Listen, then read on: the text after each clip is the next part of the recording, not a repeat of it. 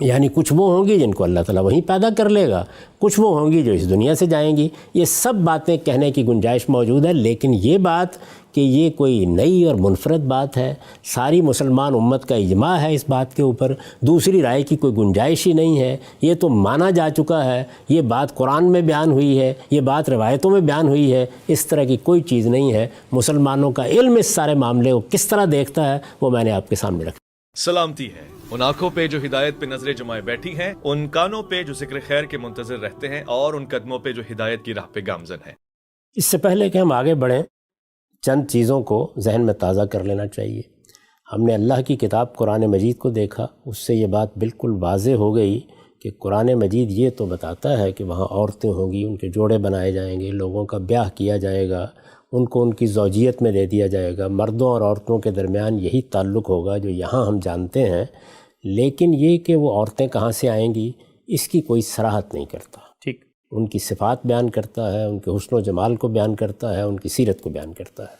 اس کے بعد ہم نے یہ دیکھا کہ روایات میں جن روایتوں کی نسبت رسالت مآب صلی اللہ علیہ وسلم سے کی جا سکتی ہے ان میں بھی ایسی کوئی بات بیان نہیں ہوئی۔ ٹھیک، میں نے یہ عرض کیا تھا کہ جب یہ صورتحال ہو کہ آپ کے پاس نہ تو قرآن مجید میں کوئی صراحت ہو، نہ حدیث میں کوئی صراحت ہو، تو پھر ظاہر ہے کہ جو آراء بھی قائم کی جاتی ہیں وہ بحث قرائن کی بنیاد پر قائم کی جاتی ہیں۔ یعنی آپ یہ دیکھتے ہیں کہ اچھا جو فلاں بات قرآن مجید میں کہی گئی ہے، اگر اس کو سامنے رکھیں تو یہی معلوم ہوتا ہے نا کہ یہ اسی دنیا کی عورتیں ہوں گی، یا جو فلاں بات حدیث میں بیان کی گئی ہے اس سے یہی معلوم ہوتا ہے نا کہ یہ تو کوئی الگ مخلوق ہوگی۔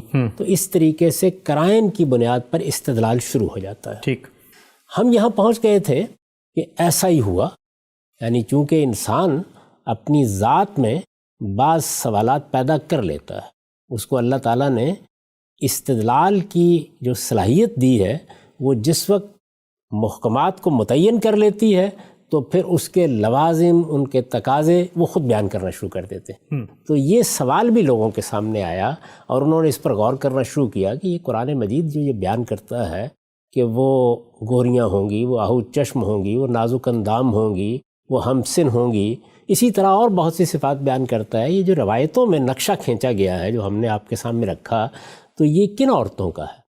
تو میں نے یہ عرض کیا تھا کہ ہم یہ دیکھتے ہیں کہ ہمارے ہاں جب لوگوں نے قرآن کو سمجھنے کا آغاز کیا، یہ ظاہر ہے کہ صحابہ کا دور ہے، یعنی رسالت مآب صلی اللہ علیہ وسلم کا زمانہ گزرنے کے بعد ہی یہ سوالات پیدا بھی ہوں گے، ان پر غور و خوض بھی ہوگا، تو صحابہ کا دور ہے، پھر اس کے بعد تابعین کا دور ہے۔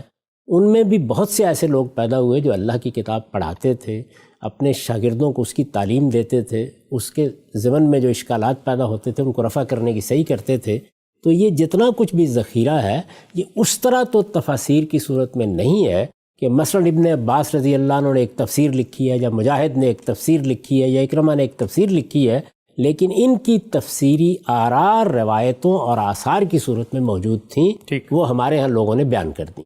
تو اب جب ہم اس کو دیکھتے ہیں تو معلوم ہوتا ہے کہ دو آراء ہیں، اور میں نے بات یہیں ختم کی تھی کہ وہ دو آراء جو عام طور پر لکھی ہوئی ہمیں مل جاتی ہیں، ان میں سے ایک حسن بصری رحمۃ اللہ علیہ کی رائے تھی، اور وہ رائے یہ تھی کہ یہ کوئی وہاں الگ مخلوق نہیں ہوگی، یہ الگ سے نہیں بنائی جائیں گی، انہیں وہاں ہی پیدا نہیں کیا جائے گا، بلکہ یہ اسی دنیا کی عورتیں ہیں، اللہ تعالیٰ انہی کے تمام نقائص کو دور کر دے گا۔ یہ بڈھی پھوس ہو کے دنیا سے رخصت ہوں گی ہو سکتا ہے، لیکن اللہ تعالیٰ ان کو جوان بنا دے گا، ان کو دلربا بنا دے گا، ان کو آہو چشم بنا دے گا، اور وہ سب اوصاف ان میں پیدا ہو جائیں گے جو قرآن مجید مختلف جگہوں پر بیان کرتا ہے، یا اسی طرح روایتوں میں بیان ہوتے ہیں۔ ان کا نقطہ نظر یہ تھا۔ اور ابو ہریرہ رضی اللہ عنہ سے جو روایت ملی وہ بھی میں نے آپ کے سامنے رکھ دی تھی۔ اب یہ کہ خود ان روایتوں کی کیا حیثیت ہے یہ زیر بحث نہیں ہے، ان سے میں کوئی استدلال نہیں کر رہا، میں یہ چاہتا ہوں کہ یہ سارا کا سارا علمی مواد سامنے آ جائے، یعنی یہ معلوم ہو کہ اللہ کی کتاب قرآن مجید میں یہاں اور یہاں ذکر ہے، اس طرح ذکر ہے، آیات کے معنی یہ ہیں، پس منظر یہ ہے، سیاق و سباق یہ ہے۔ روایتوں کا یہ معاملہ ہے، ان میں کون سی روایتیں ہیں کہ جو روایتیں صحیح کے معیار پر پوری اترتی ہیں محدثین کی اصطلاح کے مطابق، یا حسن کے معیار پر پوری اترتی ہیں، وہ 2 ہیں 3 ہیں، ان میں کیا بات بیان۔ اور اسی طرح اب ہم علم کی تاریخ میں داخل ہو گئے ہیں، تو ظاہر ہے کہ یہیں سے ابتدا کریں گے کہ اس طرح سے یہ 2 آراء سامنے آئیں۔ اب اگر آپ غور کر کے دیکھیں تو بعد کے ادوار میں کیا ہونا چاہیے، یعنی یہی ہوگا کہ یہی دو آراء ہیں جن کو لوگ مختلف طریقوں سے پیش کرتے رہیں گے. ٹھیک. تو میں جب اس زمانے کی تاریخ کو پڑھتا ہوں، اس کے بعد مختلف تفسیروں کو دیکھتا ہوں، اہل علم کی چیزوں پر نگاہ ڈالتا ہوں، تو یہ بالکل واضح ہو جاتا ہے کہ آہستہ آہستہ اس بات کا غلبہ ہونا شروع ہو گیا کہ یہ در حقیقت وہاں ہی ایک مخلوق ہے جو پیدا کی جائے گی. اچھا. یعنی اس کا غلبہ ہونا شروع ہو گیا. چنانچہ حور کا لفظ جس طریقے سے میں نے عرض کیا تھا کہ ہمارے ہاں شاہ عبد القادر کے بعد ایک الگ مخلوق کے لیے استعمال ہونے لگ گیا، عربی زبان میں بھی ایسے ہی ہوا. اچھا. فارسی زبان میں بھی ایسے ہی ہوا. یعنی اب گویا حور کا لفظ جب آپ بولتے ہیں تو اس سے مراد یہ ہوتی ہے کہ وہ عورتیں جو جنت میں ہوں گی، اور پہلا تاثر یہی ہوتا ہے، عربی زبان کی کتابیں پڑھتے ہوئے یہی ہوتا ہے کہ یہ گویا وہاں پیدا کی جائیں گی. ٹھیک. تو عمومی غلبہ اس رائے کا ہونا شروع ہو گیا. یعنی ابتدا وہیں سے ہوئی ہے، لیکن زیادہ تر لوگ اس کے قائل ہوتے چلے گئے. صحیح. اس کے ساتھ دوسرا سوال بھی موجود تھا، اور وہ دوسرا سوال یہ تھا کہ یہاں کی جو خواتین ہیں، ظاہر ہے کہ وہ بوڑھی ہیں، وہ بچی ہیں، جو کچھ بھی ہیں، ان کو بھی تو اٹھایا جانا ہے، ان میں سے بھی جنت کے لیے انتخاب ہونا ہے، تو ان کی کیا حیثیت ہوگی. تو اس طریقے سے یہ بھی اور وہ بھی، یہ دونوں چیزیں متوازی ہمارے علم میں موجود رہیں. ٹھیک. جب متوازی ہمارے علم میں موجود رہیں تو پھر کیا ہوتا ہے؟ آپ قرآن مجید کی تفسیر کرتے ہیں. سب سے بڑھ کر تو تفاسیر ہی ہے نا جو زیر بحث آئیں گی. میں نے پہلے بھی یہ عرض کیا تھا اور پچھلی نشست میں بھی یہ بتایا تھا کہ قرآن مجید کا موضوع ہے، تو شارحین حدیث کے بارے میں کیا کہہ رہے ہیں، ہمارے ارباب تفسیر مختلف آیات کے تحت کیا لکھ رہے ہیں، اسی سے معلوم ہوگا کہ علم اس کو کس زاویہ نظر سے دیکھ رہا ہے. یہی چیز سامنے آئے گی. ٹھیک. جب یہ چیز سامنے آتی ہے اور ہم آگے بڑھتے ہیں تو یہ معلوم ہوتا ہے کہ پھر نبی صلی اللہ علیہ وسلم کی نسبت سے بھی بعض روایتیں تشریح میں پیش کی جانے لگی ہیں. اچھا. اسی طرح صحابہ کے آثار میں بھی اگر کوئی چیز ملتی ہے تو اس کو بھی لوگ بیان کر دیتے ہیں، اور مختلف مقامات پر یہ دونوں رجحانات نمایاں ہوتے رہتے ہیں. ٹھیک. آپ قرآن مجید کے بعض مقامات، 4 مقامات ہیں نا جن پر ذکر ہوا ہے، آپ بعض مقامات کو دیکھیں گے تو یہ معلوم ہوگا کہ یہی خیال ہو رہا ہے کہ یہ لوگ بھی یہی سمجھتے ہیں کہ ان عورتوں کو وہاں پہلی مرتبہ پیدا کیا جائے گا. لیکن پھر جب ہم مختلف جگہوں کا مطالعہ کرتے ہوئے اور یہ دیکھتے ہوئے کہ کیا کیا مباحث ہیں آگے بڑھتے ہیں، تو بعض وہ پہلو سامنے آنے لگ جاتے ہیں جن کی طرف اب میں آپ کو متوجہ کر رہا ہوں. ٹھیک. یہ کہاں ہمارے سامنے آتے ہیں؟ یہ سب سے پہلے ہمارے سامنے سورہ واقعہ میں آتے ہیں. ٹھیک. اس کی وجہ کیا ہے؟ اس کی وجہ یہ ہے کہ مختلف مقامات پر جب آپ ذکر پڑھتے ہیں تو کہیں تو یہ ہوگا کہ وہ شرمیلی نگاہوں والی ہوں گی، کہیں یہ ہوگا کہ وہ دلربا ہوں گی، کہیں یہ ہوگا وہ ہمسن ہوں گی، اور کہیں یہ ہوگا کہ وہ آہو چشم ہوں گی، یا اسی طریقے سے الحور کا لفظ آئے گا، یعنی وہ گوریاں ہوں گی. تو بہت سی جگہوں پر تو یہی انداز ہے قرآن مجید کا بھی. لیکن اس سورہ واقعہ میں آ کے اللہ تعالیٰ یہ بیان کر رہے ہیں کہ انا انشانا ہننا انشاء فجالنا ہننا ابکارا. ٹھیک. یعنی یہ آیت آ جاتی ہے، یہ آیت ہم پڑھ چکے، اس کا ترجمہ بھی کر چکے، اس مقام پر بھی میں یہ بتا چکا ہوں کہ قرآن مجید کیا بیان کر رہا ہے. اب ذرا اس آیت پر غور کیجیے. آپ اس آیت میں یہ بیان کیا گیا ہے کہ ہم نے انہیں خاص اٹھایا ہوگا اور ان کو کنواری بنا دیا ہوگا. ٹھیک. یعنی یہ قرآن مجید کے الفاظ ہے، اس کا سادہ ترجمہ ہے. اس میں آ کر یہ بحث پیدا ہو جاتی ہے کہ یہ قرآن مجید حوروں کے بارے میں یا وہاں کی عورتوں کے بارے میں کیا بیان کر رہا ہے. یعنی یہاں گویا ان کی خلقت کیسے ہوگی، ایک لحاظ سے اس کی طرف اشارہ کر دیا گیا. ٹھیک ٹھیک ٹھیک. اب جب یہاں یہ اشارہ کر دیا گیا ہے تو یہی وہ مقام ہے کہ جہاں آپ کو پھر مختلف مباحث مل جاتے ہیں. تو اس میں دیکھیے کہ جب قرآن مجید نے یہ کہا سورہ واقعہ میں کہ انا انشانہ ہننا انشان فجالنا ہننا ابکارا عربن اترابا، یہ قرآن مجید کے الفاظ ہیں. اس میں لوگ کیا بیان کرتے ہیں، کیا کہتے ہیں، یعنی کیا مراد ہے اس سے جب یہ کہا کہ ہم نے انہیں خاص اٹھایا ہوگا اور کنواری بنا دیا ہوگا، تو اس سے مراد کیا ہے. تو اب ہم اگر ایک ترتیب کے ساتھ آگے بڑھیں، اور جیسے کہ میں تعارف کرا چکا ہوں کہ ہمارے ہاں جو نمائندہ تفسیر کی کتابیں ہیں انہی کو دیکھنا چاہیے، باقی لوگ بالعموم اسی کو نقل کر رہے ہوتے ہیں. تو سب سے پہلے ہم تفسیر طبری کو دیکھیں. یہ معلوم ہے کہ طبری کا عام انداز یہ ہے کہ وہ روایات نقل کرتے ہیں، یعنی ان کے زمانے میں قرآن مجید میں جو کچھ لوگوں نے کہا تھا، جو کچھ ان کے علم میں آیا، جو باتیں بیان کی گئیں، ان سے پہلے اگر کسی نے کوئی رسالہ لکھا ہے، کسی نے کوئی درس دیا ہے، کسی کے شاگردوں نے اس کی آراء نقل کی ہیں، تو یہ سارا ذخیرہ انہوں نے جمع کر دیا ہے، وہ اقوال ہیں جو جمع کر دیے گئے۔ تو وہ جب اس آیت پر پہنچے ہیں، یعنی یہ جو آیت میں نے آپ کے سامنے رکھی، یہ سورہ واقعہ کی آیت ہے، اور آیت کے بارے میں بھی جان لیجئے کہ یہ آیت 35 سے یہ مضمون شروع ہو رہا ہے۔ الفاظ ہیں انا انشانہن انشان فجعلناہن ابکارا عربا اترابا لاصحاب الیمین، یعنی ہم نے ان کو ایک خاص اٹھایا ہوگا اور ان کو کنواری بنا دیا ہوگا۔ اب یہ جو کنواری بنا دیا ہوگا، ظاہر ہے کہ اس سے کچھ سوال پیدا ہوتا ہے کہ یہ کیا بات ہے جو بیان کی جا رہی ہے۔ تو یہ اس پر روایتیں نقل کرتے ہیں، اپنے طریقے کے مطابق نقل کرتے ہیں۔ میں اس سے پہلے عرض کر چکا ہوں کہ ایک تو محدثین کا طریقہ ہے، وہ جب کسی روایت کو نقل کریں گے تو وہ یہ دیکھیں گے اس کی سند کیا ہے، وہ یہ دیکھیں گے کہ اس میں راوی کون لوگ ہیں، یہ دیکھیں گے اس میں سند میں اتصال ہے یا نہیں ہے، اس طرح کی سب چیزیں دیکھیں گے، اس بنیاد پر ہی روایت کو قبول کریں گے یا اس کی رسول اللہ کی طرف نسبت کو جائز رکھیں گے۔ لیکن مفسرین کا یہ طریقہ نہیں ہے، واعظین کا بھی یہ طریقہ نہیں ہے۔ یعنی واعظین کے پیش نظر کیا ہوتا ہے کہ ان کو ترغیب ترہیب کے لیے روایت بیان کرنی ہے، وہ روایت ان کو جیسی بھی مل گئی اس میں رتب و یابس چیزیں بھی بیان ہوتی ہیں۔ اگر آپ آج کے زمانے میں دیکھیں تو ہمارے ہاں جو تبلیغی قسم کے لوگ ہوتے ہیں، وہ جب قصے یا روایتیں بیان کرتے ہیں تو وہ اس کی کوئی پرواہ نہیں کرتے کہ روایت موضوع ہے، روایت ضعیف ہے۔ عام طور پر اہل تفسیر کا طریقہ بھی یہی ہے، یعنی وہ تفسیری روایات کہتے ہیں ان کو۔ یہ تفسیری روایات ہیں جن پر امام احمد بن حنبل نے تبصرہ کیا تھا کہ یہ کچھ نہیں ہوتی۔ تفسیر، ملاحم، مغازی، ان میں بالعموم قصے کہانیاں لوگ بیان کر دیتے ہیں، لیکن اہل تفسیر کا طریقہ یہی ہے۔ تو اب یہاں کیا ہوا ہے؟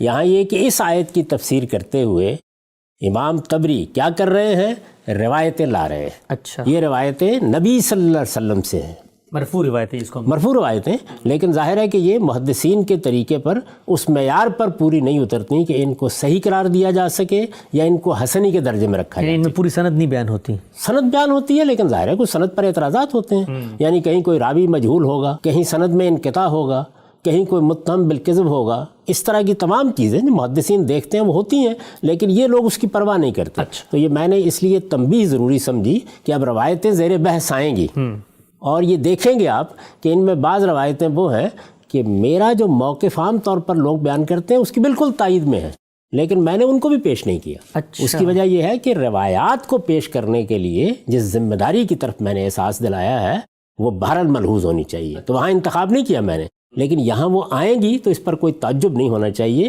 ہمارے مفسرین کا یہ طریقہ ہے، اور وہ اسے قبول کر رہے ہیں، وہ اسے قبول کرتے ہیں، وہ اس کی بنیاد پر استدلال کرتے ہیں، اس کی بنیاد پر تفسیر کرتے ہیں، وہ اس کی پرواہ نہیں کرتے، یعنی اس اصول کا لحاظ نہیں رکھتے کہ رسول اللہ صلی اللہ علیہ وسلم کی نسبت سے کس درجے کی روایت بیان ہونی چاہیے۔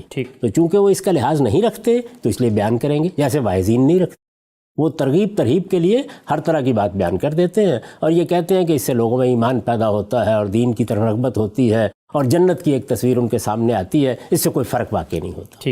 تو یہ تنبیہ ضروری تھی۔ اس کے بعد آپ دیکھیے کہ وہ کیا تفسیر کر رہے ہیں اس کی۔ میں اس پہ وہ مختلف طریقوں سے یہ روایت لا رہے ہیں اور یہی بتا رہے ہیں کہ یہ مطلب ہے اس کا۔ پھر ایک مرتبہ آیت کو ذہن نشین کر لیجئے، انا انشانہن انشان فجعلناہن ابکارا، یعنی جنت کی عورتوں کے بارے میں اللہ تعالیٰ سورہ واقعہ میں یہ بیان فرما رہے ہیں کہ ہم نے ان کو ایک خاص اٹھایا ہوگا اور ان کو کنواری بنا دیا ہوگا۔ تو یہ کہتے ہیں کہ نبی صلی اللہ علیہ وسلم کی نسبت سے اس کی تفسیر نقل ہوئی ہے، اسی آیت کی تفسیر نقل ہوئی ہے، اور یہ انس بن مالک کی روایت ہے۔ نبی صلی اللہ علیہ وسلم سے اس کے معاملے میں پوچھا گیا تو آپ نے اس کے جواب میں کیا فرمایا، اب یہ الفاظ سنیے، ہن اللواتی کن فی الدنیا اجائزہ امشن رمسا، کہ رسول اللہ صلی اللہ علیہ وسلم نے فرمایا، جیسے کہ اس روایت میں نسبت کی گئی ہے، کہ یہ وہی ہیں جو دنیا میں یہ تمہاری بوڑھی پھونس عورتیں ہوتی ہیں، وہی ہیں، یہ وہی ہیں جن کی آنکھیں چندی ہوتی ہیں، جن کی آنکھوں میں چیپڑ ہوتا ہے، مرنے کے قریب ہوتی ہیں، وہی عورتیں، ان کو اللہ تعالیٰ وہاں کنواری بنا دے گا۔ ایک منٹ ہم صاحب، وہ آیت سے جس سے بالعموم استدلال کیا جاتا ہے کہ کہا یہ جا رہا ہے کہ جنت میں شاید کوئی مستقل مخلوق ہو یہی آیت کے بارے میں رسول اللہ سے سوال ہوا تو انہوں نے فرمایا کہ یہ آیت ان عورتوں کے بارے میں ہے جو دنیا میں ہوتی ہیں. یہی میں عرض کر رہا ہوں، یہ آپ کو الفاظ سنا رہا ہوں، یعنی یہ روایتیں تو اسی طرح کی ہیں جیسے کہ تفسیری روایتیں ہوتی ہیں، وہ ہو گئی بات. لیکن میں یہ عرض کر رہا ہوں کہ اب ہم علم کی دنیا میں داخل ہو گئے ہیں. یعنی رسالت مآب صلی اللہ علیہ وسلم کے بعد جب یہ سوال پیدا ہوا،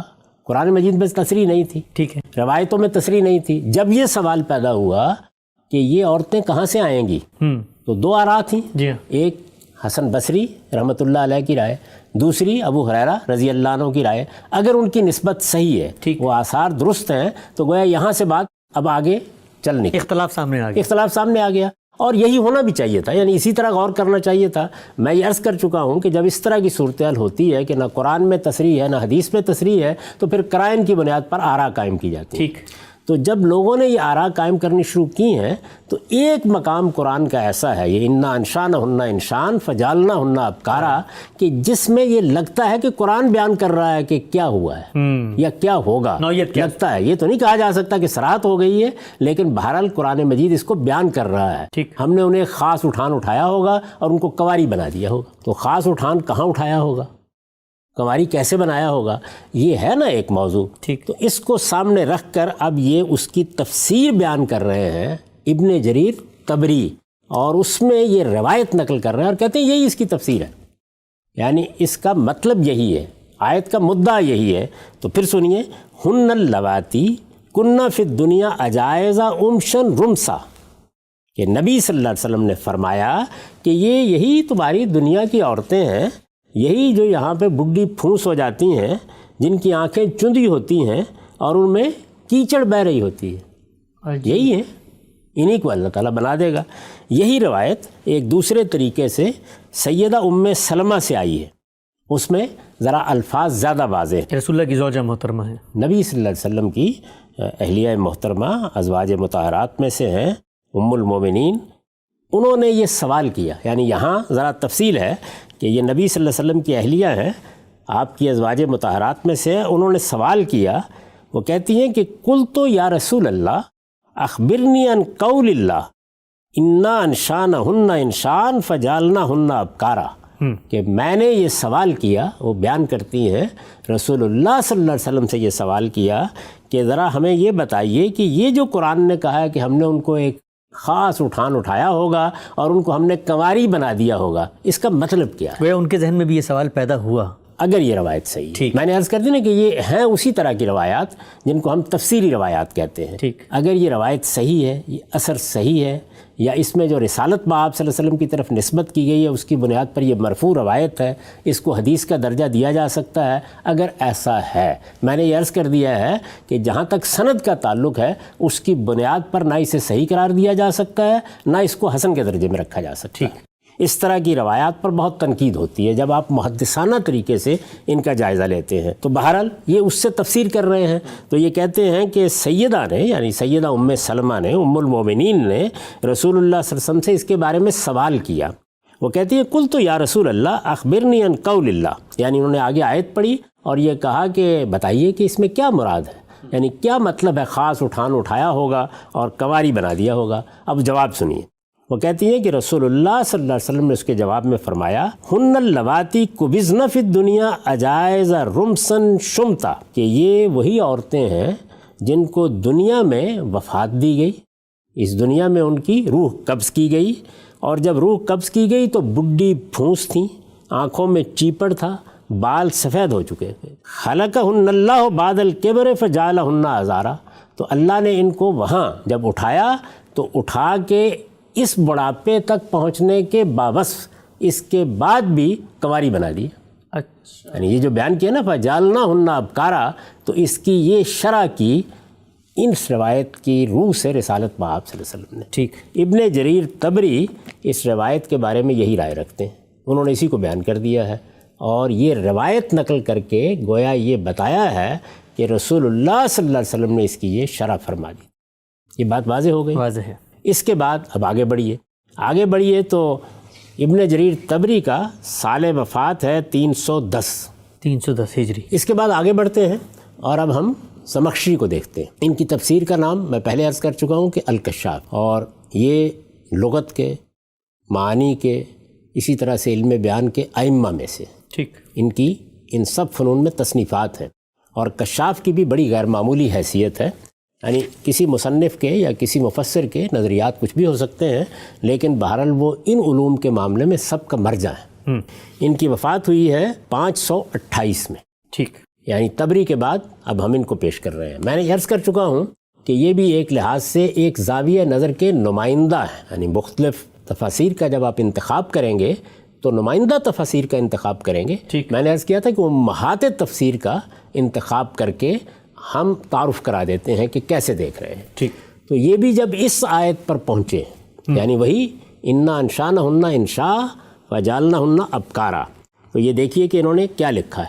یعنی ان کو بھی وہی سوال درپیش ہے کہ یہ آیت کیا ہے، اس میں کیا بات بیان کی گئی ہے، اس میں اللہ تعالیٰ نے کیا خبر دی ہے. کیا اس سے کچھ معلوم ہو جاتا ہے ہمیں کہ جو حوریں وہاں ہوں گی یا جنت کی عورتیں ہیں وہ کیا وہیں بنائی جائیں گی، وہیں پیدا ہوں گی، ان کے لیے وہیں سارے اسباب فراہم ہوں گے، یا وہ یہ دنیا کی عورتیں ہیں، کیا صورت ہوگی؟ تو یہ سوال ان کے سامنے بھی ہے. دیکھیے یہ کیا لکھتے ہیں. یہ لکھتے ہیں کہ فَإِمَّا أَن يُرَادَ اللَّاتِي ابْتُدِئَ إِنشَاؤُهُنَّ، کہ ایک صورت یہ ہو سکتی ہے کہ اس سے مراد یہ لیا جائے کہ یہ وہ عورتیں ہیں جن کو وہاں پر پیدا کیا جائے گا، یعنی نئے سرے سے پیدا کیا جائے گا. یہ وہ عورتیں نہیں ہیں جو اس دنیا میں ہیں، یہ وہاں پیدا کی جائیں گی، ان کا انشاء وہاں ہوگا، ان کی پیدائش وہاں ہوگی. گویا جو کچھ بھی ان کا مادہ تخلیق ہے اس کو وہیں یہ صورت دی جائے گی کہ یہ وہاں پر دلربا بھی ہو جائیں گی، کنواری عورتیں بھی ہوں گی، ان کا یہ حسن بھی ہوگا، ان کا یہ جمال بھی ہوگا، ان کی یہ سیرت بھی ہوگی. ابو ہریرہ رضی اللہ عنہ کی جو رائے تھی، یعنی جو سیدنا ابو ہریرہ کی روایت. ٹھیک، تو یہ بیان کرتے ہیں کہ ایک صورت یہ ہو سکتی ہے. اچھا، یہ آپ نے دیکھا کہ ابن جریر طبری نے تو اس معاملے میں ایک حدیث نقل کی اور بس ایک ہی بات بیان کی، گویا ان کی ترجیح سامنے آ گئی. ان کی ترجیح بھی سامنے آ گئی، لیکن کشاف میں یہ بات نہیں ہے. یعنی زمخشری اس کو ایسے بیان نہیں کر رہے. وہ یہ کہتے ہیں دونوں صورتیں مراد لی جا سکتی ہیں. فَإِمَّا أَن يُرَادَ اللَّاتِي ابْتُدِئَ إِنشَاؤُهُنَّ، ایک صورت یہ ہو سکتی ہے کہ ان عورتوں سے، یعنی جن کے بارے میں یہ کہا گیا ہے کہ ان کو ایک خاص اٹھان اٹھایا ہوگا، یہ وہ عورتیں ہیں کہ جن کی پیدائش کی ابتدا وہیں سے ہوگی، یہ دنیا کی عورتیں نہیں ہیں. ایک صورت یہ ہے. دوسری کیا ہے؟ اب اللَّاتِي أُعِیدَ إِنشَاؤُهُنَّ، اور دوسری صورت یہ ہو سکتی ہے کہ یہ وہ عورتیں ہیں کہ جو یہاں آئیں، دنیا میں رہیں، اور پھر ان کے انشاء یا ان کی خلق کا اعادہ کیا گیا. اللہ تعالیٰ نے انہیں دوبارہ بنایا، جس طرح کہ میں آپ سب بنائے جائیں گے. تو یہ کہتے ہیں سب سے پہلے کہ یہ دو صورتیں ممکن ہیں. اب دو صورتیں سامنے رکھ دی انہوں نے. ٹھیک، یعنی اس کا مطلب کیا ہے؟ اس کا مطلب یہ ہے کہ زبان کا، ادب کا ذوق رکھنے والا ایک شخص جو مفسر قرآن بھی ہے، غیر معمولی حیثیت بھی رکھتا ہے، وہ یہ کہتا ہے کہ یہ الفاظ بھی صریح نہیں ہیں. اچھا، یعنی ان الفاظ میں بھی لفظ کی حد تک دونوں امکانات ہیں. یہ جو میں بار بار توجہ دلاتا رہا ہوں کہ صراحت سے اگر قرآن مجید بیان کر دیتا تو فیصلہ ہو جاتا. روایت میں کوئی بات، روایت سے مراد وہ روایت کے جو رسالت مآب صلی اللہ علیہ وسلم کی نسبت سے اعتماد کے ساتھ، اطمینان کے ساتھ بیان کی جا سکتی ہے، وہاں کوئی صراحت ہو جاتی تو تب بھی معاملہ ختم ہو جاتا. تو یہ سب سے پہلے یہ بیان کر رہے ہیں کہ ان الفاظ کے حد تک دونوں امکانات ہیں. ٹھیک، یہ بات بھی کہی جا سکتی ہے، دوسری بات بھی کہی جا سکتی ہے. یعنی یہ بھی کہا جا سکتا ہے کہ یہ وہ عورتیں ہیں جو وہیں پیدا ہوں گی، اور یہ بھی کہا جا سکتا ہے کہ یہ دنیا کی عورتیں ہیں، یہ بنات آدم ہیں، یہ یہاں پیدا ہوئیں، اس کے بعد اللہ تعالیٰ ان کو دوبارہ پیدا کرے گا، ایسے ہی جیسے مجھے اور آپ کو اور ہر ایک کو پیدا کرے گا. تو وہاں ان کو یہ صورت دے دی جائے گی. دونوں امکانات کو لفظ کی حد تک مان کر بات شروع کرتے ہیں. ٹھیک، اس کے بعد کہتے ہیں کہ وان رسول اللہ صلی اللہ علیہ وسلم، کہ رسول اللہ صلی اللہ علیہ وسلم سے البتہ ایک روایت ہے. تو یہ میں عرض کر چکا کہ ان کا طریقہ بھی وہی ہے، روایات نقل کریں گے. اس میں ضروری نہیں ہے کہ سند کے لحاظ سے روایت کبھی ہو یا صحیح ہو یا حسن کے درجے کی ہو، یہ بھی اس طرح کی روایتیں نقل کر دیتے ہیں. یہ روایت وہی ہے جو میں ابھی آپ کو سنا چکا ہوں. ٹھیک، الفاظ میں تھوڑا سا فرق ہے. یہ کہتے ہیں کہ رسول اللہ صلی اللہ علیہ وسلم سے روایت ہے کہ ان ام سلمت رضی اللہ عنہا سالت عن قول اللہ تعالی انا انشانہن، کہ رسول اللہ صلی اللہ علیہ وسلم سے ام سلمہ ام المومنین، رسالت مآب صلی اللہ علیہ وسلم کی زوجہ محترمہ، انہوں نے سوال کیا اس آیت کے بارے میں. ٹھیک، یہ وہی بات ہے. یعنی جیسے ابن جریر طبری نے یہ نقل کیا کہ یہ روایت قرآن مجید کی شرح گویا کر رہی ہے. ہمارے سامنے ایک روایت آ گئی ہے کہ جس نے رسالت مآب صلی اللہ علیہ وسلم کا نقطہ نظر اس معاملے میں بیان کر دیا ہے، یا دوسرے لفظوں میں کہیے کہ رسالت مآب صلی اللہ علیہ وسلم کی تفسیر ہم کو میسر آ گئی. اب یہ بحث میں عرض کر چکا کہ ایک الگ ہے کہ یہ میسر آ گئی ہے، اس کی نسبت رسالت مآب صلی اللہ علیہ وسلم کی طرف کرنی چاہیے نہیں کرنی چاہیے وہ ایک الگ بحث ہے. لیکن میں یہ عرض کر رہا ہوں کہ ہمارا علم کیسے دیکھ رہا ہے، ہمارے ارباب تفسیر اس کو کیسے دیکھ رہے ہیں. تو وہ نقل کر رہے ہیں کہ ام سلمہ رضی اللہ عنہا نے رسالت مآب صلی اللہ علیہ وسلم سے اس آیت کے بارے میں پوچھا تو جواب کیا ملا؟ یا ام سلمہ ہن اللواتی قبضن فی دار الدنیا اجائز شمتن رمسا جعلہن اللہ بعد الکبر. کہ رسالت مآب صلی اللہ علیہ وسلم نے فرمایا کہ ام سلمہ یہ وہی عورتیں ہیں جو اس دنیا کی زندگی میں موت کی نظر ہوئیں، جن کو یہاں سے اللہ اٹھا لے گیا، جو یہاں سے رخصت ہوئیں، جن کی روح یہاں قبض کر لی گئی.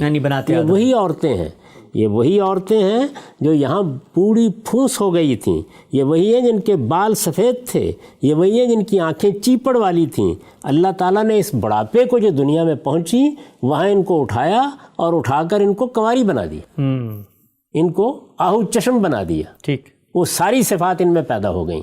تو وہی روایت ذرا مختلف الفاظ میں یہاں زمخشری نے ہمارے سامنے پیش کر دی. اس سے گویا انہوں نے یہ بتایا کہ لفظ کی حد تک تو دونوں امکانات ہیں.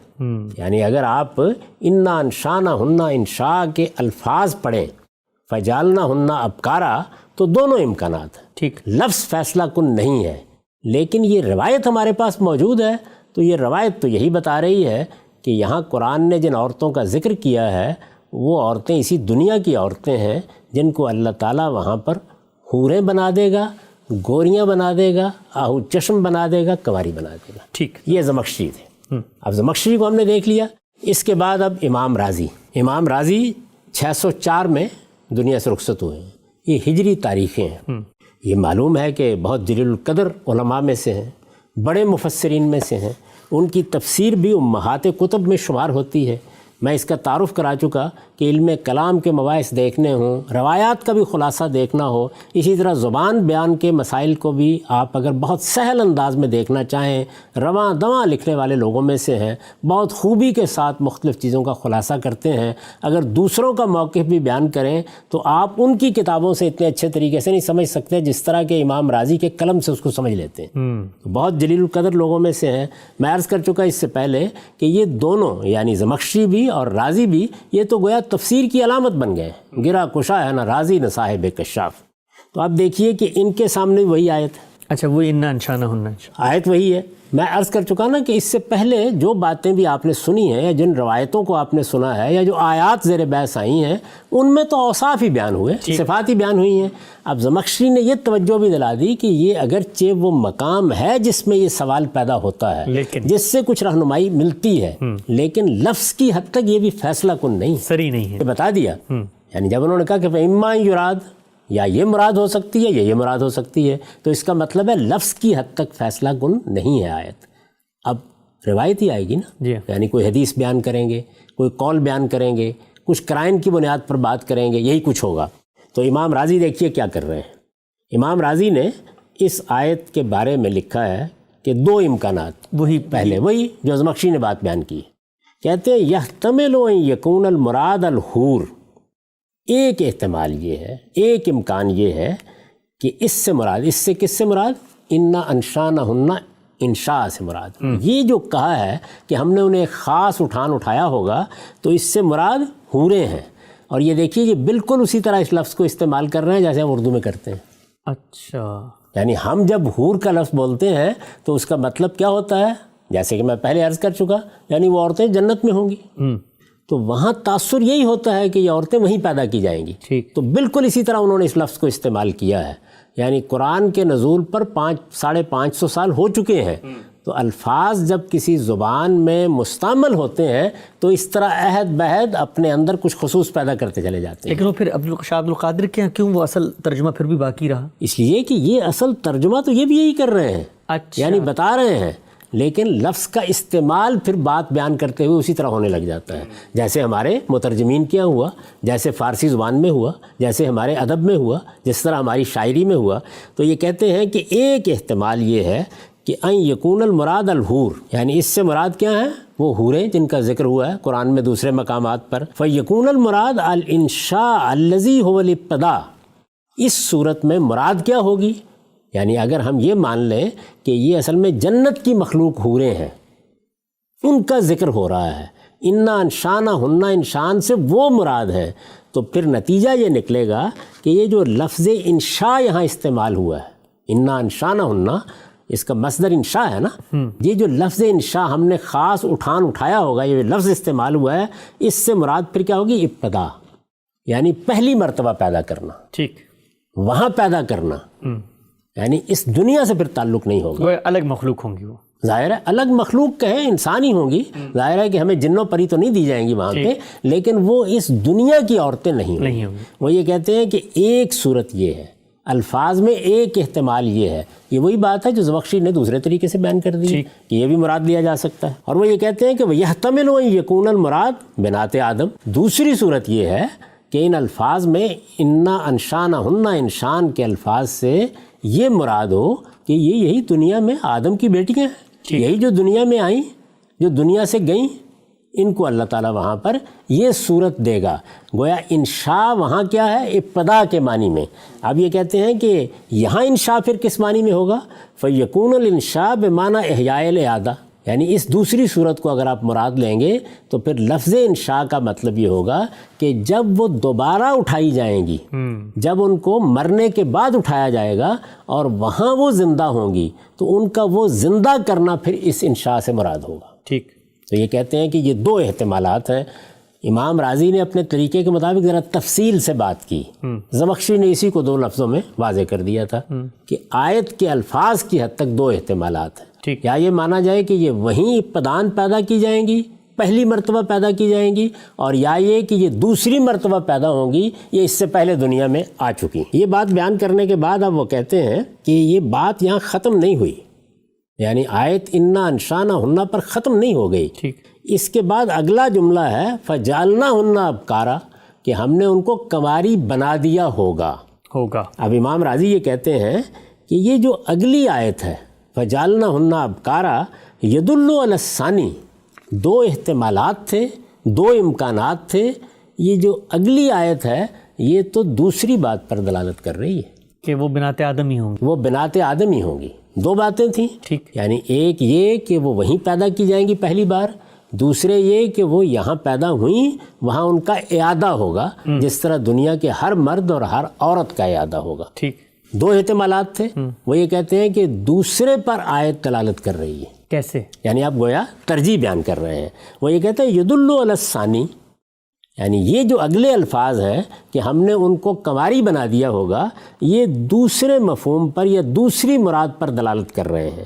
لأن الانشاء، اس لیے کہ جو انشاء کا لفظ استعمال ہوا ہے کہ ہم نے انہیں اٹھایا ہوگا، لو کانا بمعنی الابتداء، اگر یہ پہلی بار پیدا کرنے کے معنی میں ہوتا، اگر ہوتا لعلم من کونہن ابکارا من غیر حاجت الی بیان، تو یہ بات بغیر کسی بیان کے واضح ہو جاتی کہ کنواری ہوتی، کیونکہ اگر وہ نئی پیدا کی گئی تو انہیں کنواری ہی ہونا چاہیے۔ یعنی اگر نئی پیدا ہوئی ہیں، پہلی مرتبہ پیدا ہوئی ہیں، یہ ابتدا ہے جس کو یہاں انشاء سے تعبیر کیا گیا ہے، تو پھر یہ کہنے کی ضرورت کیا تھی کہ ہم نے ان کو کنواری بنا دیا؟ انہیں تو ہونا چاہیے، انہیں تو کنواری ہی ہونا چاہیے۔ اچھا، تو یہ امام راضی استدلال کر رہے ہیں کہ اگر یہ بات ہوتی لو کانا بمعنی الابتداء، اگر انشاء یہ جو یہ کہا ہے نا خاص اٹھایا ہوگا، یہ جو پیدائش کا ایک طریقہ بیان کیا جا رہا ہے، اگر یہ ابتدا کا طریقہ ہوتا، پہلی مرتبہ پیدا کرنا اس سے بیان کرنا مقصود ہوتا، تو پھر یہ بات کہ وہ کنواری ہیں یہ تو آپ سے آپ واضح تھی، یعنی اس میں پھر تردد کیا تھا، اس کی تصریح کی ضرورت کیا تھی؟ لعلم من کونہن ابکارا من غیر حاجت الی بیان، یعنی اس میں کوئی ضرورت ہی نہیں تھی، اس کے بغیر یہ بات بالکل واضح تھی، ہر شخص جان لیتا۔ وَلَمَّا كَانَ الْمُرَادُ اِحْيَاءُ بِنَاتِ آدم، جب مراد یہ ہے کہ اس سے در حقیقت یہاں جو بنات آدم ہیں، آدم کی بیٹیاں ہیں جو یہاں آئی ہیں، یہ جو انسان کی حیثیت سے یہاں رہی ہیں، ان کا احیاء مراد ہے، ان کو دوبارہ زندہ کرنا مراد ہے، ان کو اٹھا کے اس طرح سے آہو چشم، اس طرح سے کنواری بنا دینا مراد ہے۔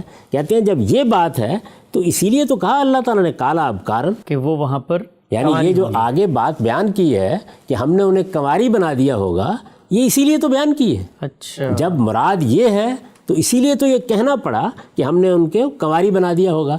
یہ کنواری بنا دیا ہوگا کا پھر وہ مزید آگے وضاحت کر کے مطلب بیان کرتے ہیں، کہتے ہیں اے نجعلہن ابکارم و متنا سیبات، یعنی گویا اللہ تعالیٰ یہ بتا رہے ہیں کہ ہم نے انہیں کنواری بنا دیا ہوگا اگرچہ جب وہ مری تو شوہر دیدہ تھی۔ بڑی اہم بات، یعنی اگرچہ جب وہ مری تو اس وقت شوہر دیدہ تھیں، شوہروں کے پاس جا چکی تھی، لیکن جس وقت ہم نے ان کا اعادہ کیا، ان کو اٹھایا، جب وہ مرنے کے بعد دوبارہ زندہ کی گئیں اور پھر ان کا انشاء ہوا تو اس وقت ہم نے ان کو کنواری بنا دیا۔ تو یہ امام راضی بھی اپنی گویا ترجیح بیان کر رہے ہیں، یعنی یہ بتا رہے ہیں امام راضی کا استدلال روایت سے نہیں ہے، وہ یہ کہتے ہیں فَجَعَلْنَاهُنَّ ابکارن کے الفاظ اس بات پر دلالت کرتے ہیں۔ تو یہاں گویا لفظی استدلال ہو گیا، یہ بتا دیا انہوں نے کہ الفاظ ہی کی بنیاد پر یہ بات اطمینان کے ساتھ کہی جا سکتی ہے کہ اللہ تعالیٰ نے یہ واضح کر دیا ہے یہاں پر کہ یہ اصل میں اسی دنیا کی عورتیں ہیں۔ یہ امام راضی کا موقف ہے۔ اس کے بعد اب ابن کثیر پر آئیے۔ میں یہ عرض کر چکا کہ ابن کثیر اصلاً تو ابن جریر طبری ہی کا خلاصہ ہے، یعنی ابن جریر طبری کے ہاں روایات کا ایک بڑا ذخیرہ ہے، انہوں نے ہر طرح کی روایات نقل کی ہیں، اس میں آثار بھی ہیں، دوسری چیزیں بھی ہیں۔ ابن کثیر بھی اصل میں وہی معصور تفسیر کرتے ہیں، یعنی روایات ہی نقل کرتے ہیں، اور عام طور پر اسی وجہ سے ہمارے ہاں بہت قابل اعتماد بھی سمجھے جاتے ہیں، ان کی ایک خاص حیثیت بھی ہے، ابن تیمیہ کے تلامذہ میں سے ہیں، تو ان کا ایک بڑا مقام ہے تفسیر میں۔ وہ جب یہ روایتیں نقل کرتے ہیں تو بڑی حد تک ان کی تنقیح بھی کر دیتے ہیں، یعنی چونکہ ایک جلیل القدر محدث بھی ہیں تو اس وجہ سے تنقیح کر کے بعض روایات پر تبصرہ کر دیتے ہیں، یہ بتا دیتے ہیں کہ ان کی نوعیت کیا ہے۔ یہ اس طرح کی تنقیح نہیں ہوتی کہ وہ صرف حسن یا صحیح روایت ہی لیتے ہیں، لیکن بہرحال ایک حد تک وہ سندوں کی تنقیح بھی کرتے ہیں۔ دیکھیے وہ کیا لکھتے ہیں، وہی آیت ہے، وہی سورہ واقعہ، وہی انا انشانہن انشان، اس پر لکھ رہے ہیں۔ یہ کہتے ہیں کہ اے آدنہن فی النشأۃ الاخری بعد ما کننا عجائز رمسا، کہ یہ در حقیقت انا انشانہن کا مطلب یہ ہے کہ ہم نے جب وہ دوسری نشأت میں ان کو اٹھایا، یعنی جب قیامت میں سب انسان اٹھیں گے تو یہ نشأت اخری ہوگی نا، نشأت ثانیہ ہوگی۔ ایک مرتبہ یہاں ہمارا انشاء ہوا، اس دنیا میں ہم آئے، دوسری مرتبہ وہاں ہوگا، تو فرماتے ہیں کہ وہاں یہ اعادہ ہوگا، یعنی گویا انشاء کا اعادہ ہوگا۔ تو یہاں اس سے وہ اعادہ مراد ہے، بعد ما کننا عجائز رمسا، اس کے بعد کہ وہ دنیا میں بوڑھی ہوئیں، پھونس ہوئیں، اور وہی بات، وہی الفاظ رمسا، آنکھوں سے چیپڑ بہتا تھا، رخصت ہوئیں، لیکن اللہ تعالیٰ نے وہاں ان کو اٹھا دیا۔ تو یہاں یہ گویا یہ بیان کر رہے ہیں کہ یہاں تو انا انشانہن سے وہی مراد ہے۔ اچھا، سرنا ابکارن عربا، یعنی وہ یہاں پر بوڑھی ہوئی تھیں، یہاں ان کی آنکھوں میں چیپڑ آئی، یہاں ان کے بال سفید ہو گئے، جس طرح کی دوسری روایتوں میں بیان ہوا ہے، اس کے بعد وہ وہاں اٹھیں تو وہاں کنواری تھیں۔ اے بعد سیوبت ادنا ابکارن عربا، یعنی مطلب یہ ہے کہ وہ ایک مرتبہ بیاہی گئیں، شوہر دیدہ ہوئیں، دنیا میں شوہروں کے پاس رہیں، لیکن پھر اللہ تعالیٰ نے جب ان کو وہاں اٹھایا تو وہ کنواری ہو گئیں، دلربا ہو گئیں۔ تو اس آیت کا مطلب یہ ہے، اس سے آپ اندازہ کر سکتے ہیں کہ وہ بھی اسی بات کو ترجیح دے رہے ہیں کہ انا انشانہن انشاء سے کیا مراد ہے۔ ٹھیک، اس سے اندازہ کر لیجئے کہ ہمارے علم نے اس سارے معاملے کو کس طریقے سے دیکھا ہے۔ اس سب کچھ کو سننے کے بعد بھی کوئی شخص یہ کہہ سکتا ہے کہ دو اقسام ہو سکتی ہیں، یعنی کچھ وہ ہوں گی جن کو اللہ تعالیٰ وہیں پیدا کر لے گا، کچھ وہ ہوں گی جو اس دنیا سے جائیں گی۔ یہ سب باتیں کہنے کی گنجائش موجود ہے، لیکن یہ بات کہ یہ کوئی نئی اور منفرد بات ہے، ساری مسلمان امت کا اجماع ہے اس بات کے اوپر، دوسری رائے کی کوئی گنجائش ہی نہیں ہے، یہ تو مانا جا چکا ہے، یہ بات قرآن میں بیان ہوئی ہے، یہ بات روایتوں میں بیان ہوئی ہے، اس طرح کی کوئی چیز نہیں ہے۔ مسلمانوں کا علم اس سارے معاملے کو کس طرح دیکھتا ہے وہ میں نے آپ کے سامنے رکھ دیا۔